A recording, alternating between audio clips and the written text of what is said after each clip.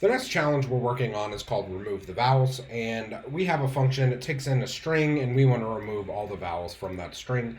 We're told in this case y is not being considered a vowel and that the string could have both lowercase and uppercase vowels contained in it. So the first thing that I want to do is actually make a copy of my string. That is, I don't ever want to mutate or change the value of string itself. This step is maybe not necessary just based on the way the dot replace method works, but I'll go ahead and do it just to be safe. The next thing that I need to declare is actually a list of vowels. And personally, I actually like to sort of set up the framework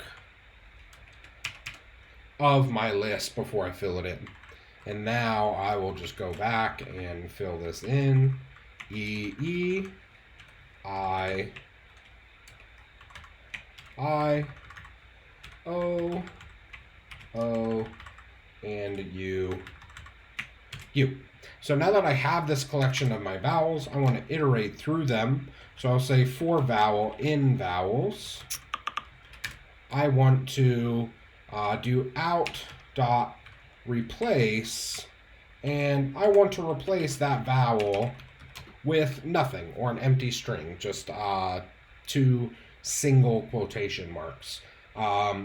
Unlike a lot of list and string methods that mutate in place, the dot replace method actually creates a new object and then returns that object. So I will need to assign that back to out so I can continue mutating, continue removing the vowels on each iteration of the loop. And the last thing that I will need to do is simply to return that output, or out for short. I can run these tests, see that my solution does work.